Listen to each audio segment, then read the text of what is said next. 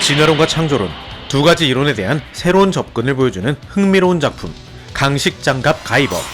너무나도 흥미로운 세계관과 매력적인 등장인물 그리고 특유의 신비한 분위기까지 등장과 동시에 엄청난 임팩트로 한 시대를 풍미했지만 어느샌가 잊혀지기 시작한 작품 강식장갑 가이버. 그럼 이 작품이 어떻게 시작했으며 어떤 이야기를 하고 있는지 지금부터 함께 살펴보도록 하겠습니다. 이 영상은 보시는 스폰서의 제공으로 보내드립니다.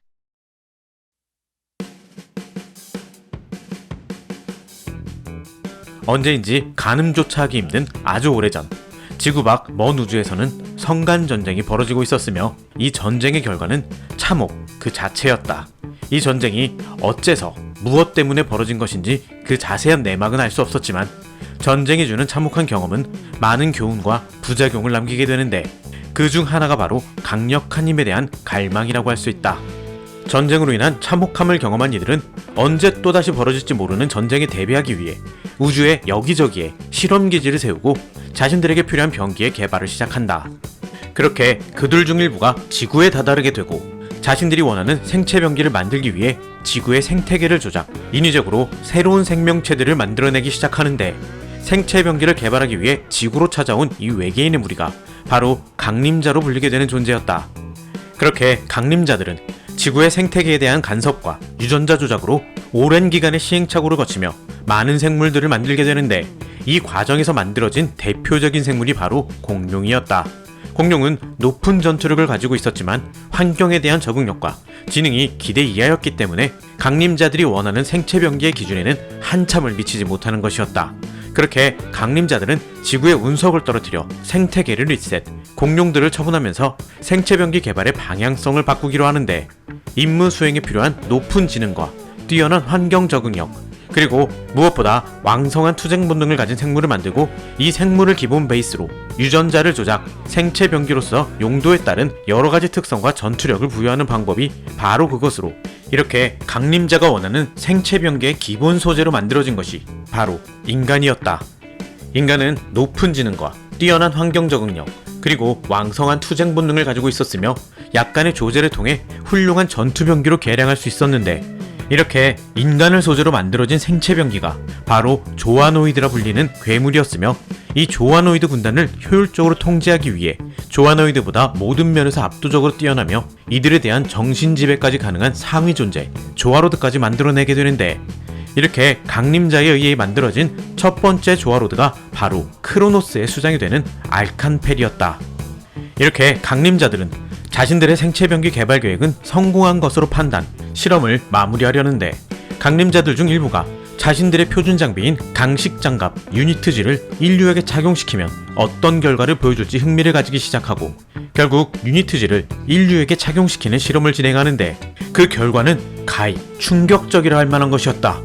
강식장갑 유니트지는 강림자들이 항상 착용하고 있는 생체 갑옷으로 유니트지의 착용자는 신체 능력이 몇 배로 증폭될 뿐만 아니라 강림자들이 사용하는 모든 디바이스에 대한 접근과 컨트롤까지 가능했는데 이보다 더 놀라운 건 인간이 유니트G를 착용했을 때 보여주는 신체 능력, 즉 전투력의 증폭치는 무려 강림자에 비해 수백 배에 달하는 것이었다.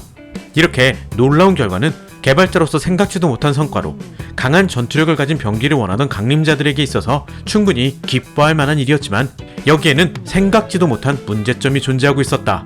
강림자가 개발한 모든 생물 병기들은 강림자에 대한 절대 복종의 인자가 유전자에 새겨지게 되지만 어째서인지 유니트G를 착용한 인류는 강림자에 대한 복종이라는 굴레를 벗어나 강림자의 명령을 거부, 심지어 저기를 가지고 강림자를 향해 공격하는 일까지 발생하는데 다행히 유니트G를 초기화시키는 유니트 리무버와 최초의 조아로드 알칸펠을 이용해 이 사건은 무사히 수습된다.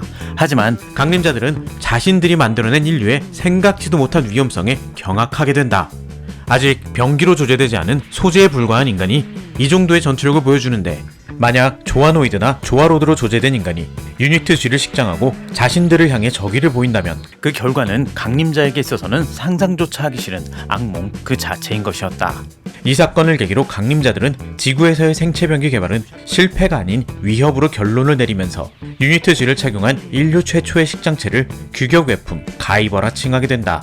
유니트 G는 강림자가 있는 곳이라면 거기가 어디든 함께 있기 때문에 강림자와 인류는 공존할 수 없다는 결론을 내리게 되고, 강림자들은 서둘러 지구를 떠나기 시작하는데, 이들은 위험인자인 인류를 말살하기 위해 지구의 소행성을 충돌시켜 지구 자체를 없애려 하지만, 자신들이 만든 조아로드, 알칸펠의 힘은 그들이 생각하는 것 그 이상인 것이었다.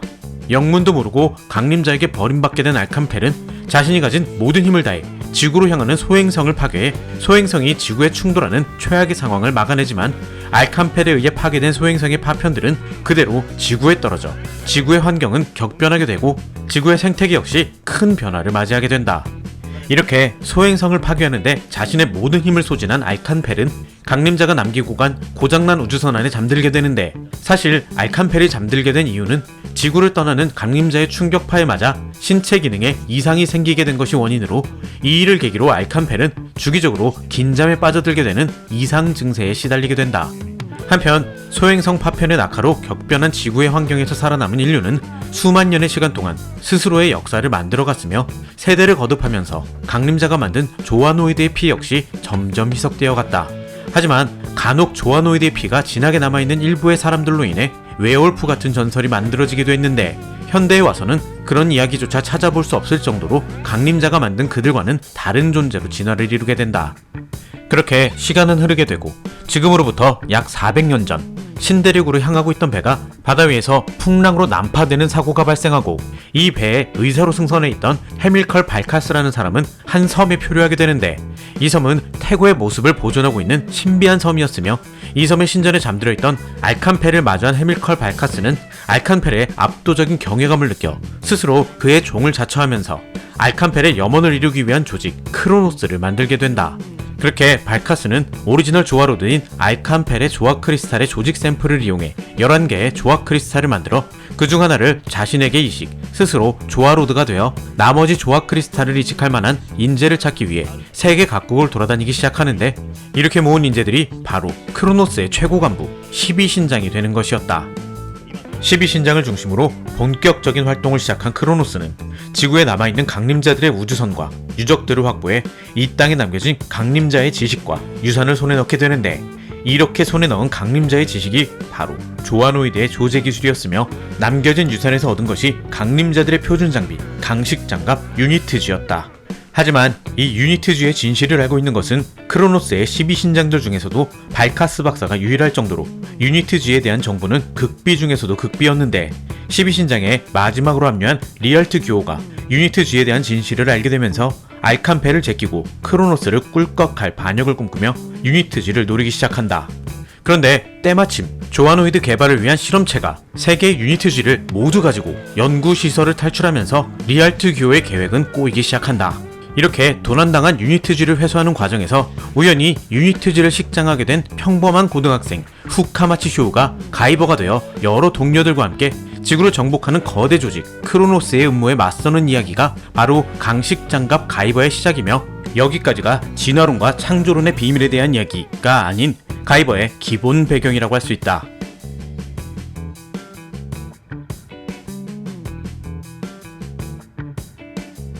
강식장갑 가이버는 명왕계획 제오라이머의 원작자로 유명한 타카야 요시키가 그린 소년 만화로 1985년 월간 소년 캡틴 창간호에서 연재를 시작해 지금까지 연재 중, 아니 정확히는 2016년 이후로 장기 휴재 중인 작품이다.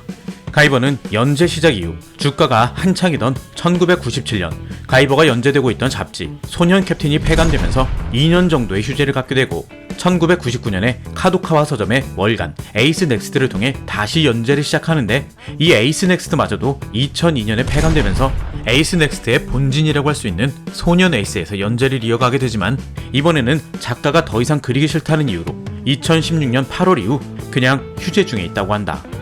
작가인 타카야 요시키 선생이 이제 환갑을 넘은 나이이기 때문에 사실상 미완의 상태로 연재가 끝난 것으로 보는 사람이 더 많은 상황인데, 제발 다른 작가에게 넘겨서라도 마무리해줬으면 하는 소망이 있다.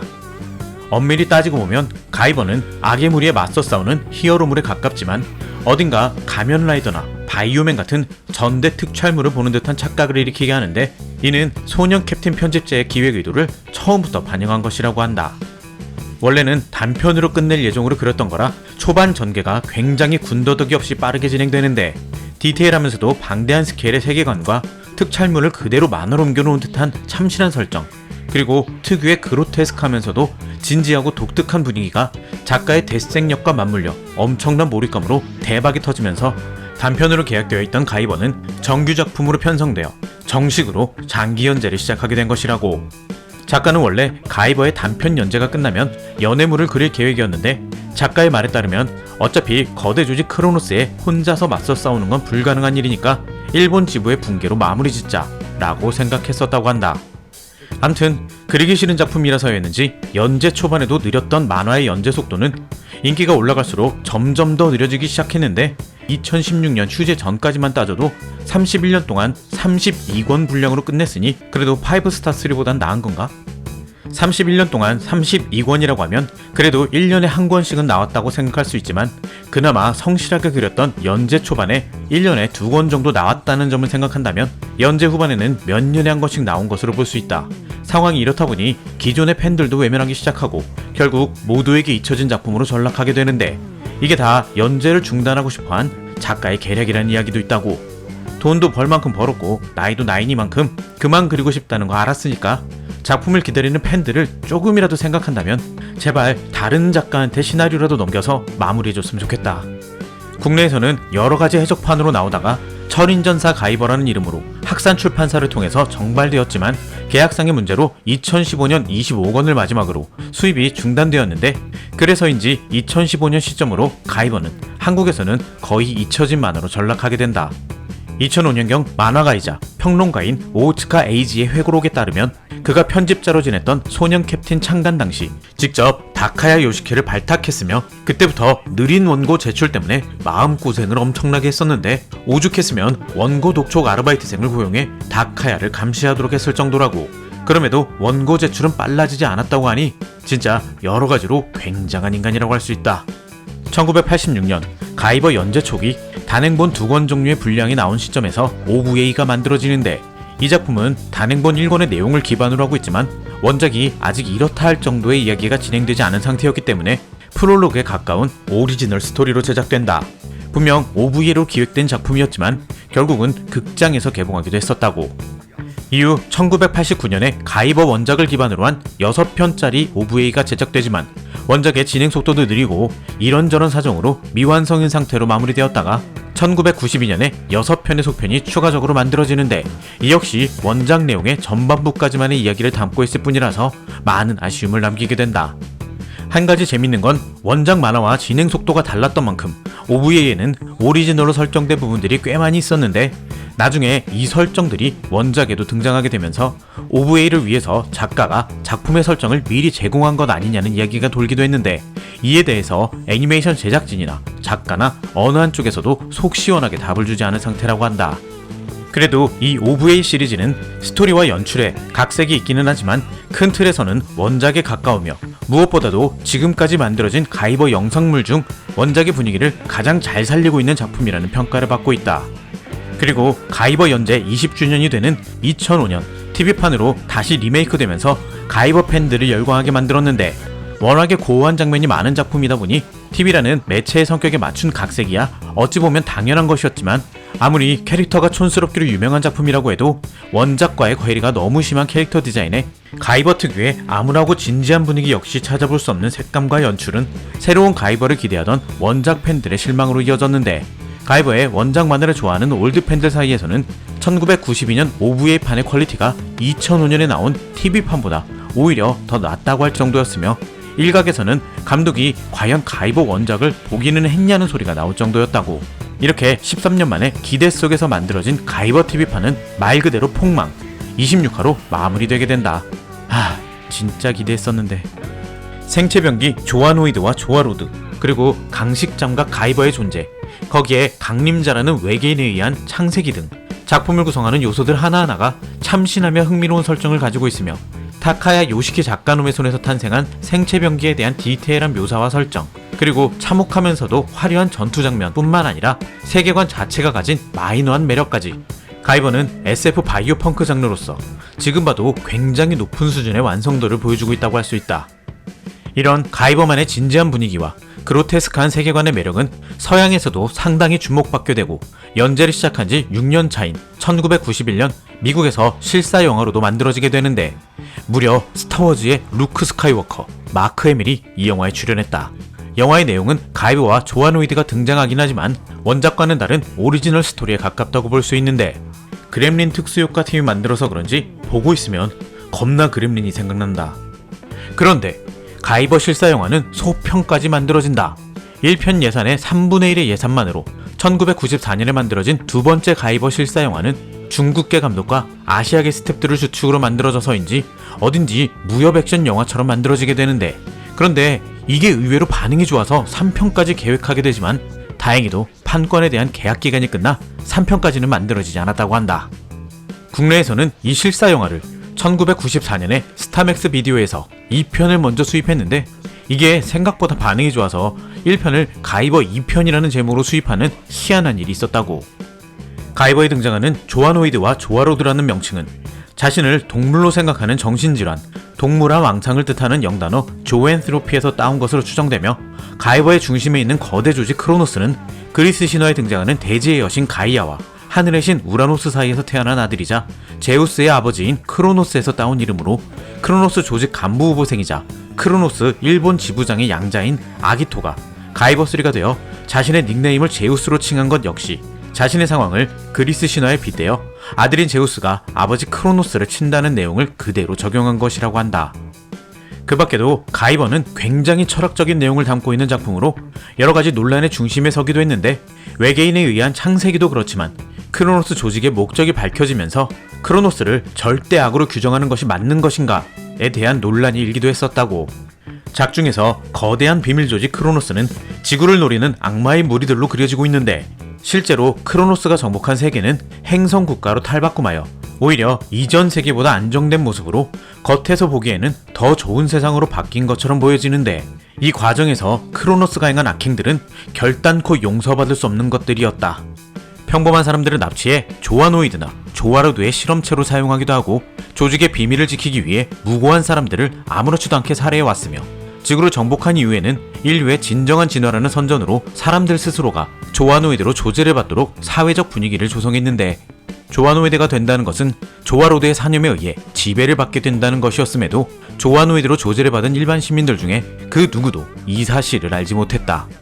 이렇게 누가 봐도 나쁜 놈이라고 할 수 있는 크로노스였지만 이 조직의 수장인 알칸펠의 궁극적인 목적은 인류를 말살하려 했던 강림자에 대한 전쟁을 준비했던 것으로 만약 강림자가 인류가 아직까지 생존해 있다는 사실을 알게 된다면 인류의 생존에 있어 가장 큰 위협이 바로 강림자가 될 것이었기 때문에 알칸펠의 개인적인 사정에서 시작된 것이라 해도 결과적으로는 인류의 존속을 위한 행위라며 크로노스를 옹호하는 사람들도 있었다고.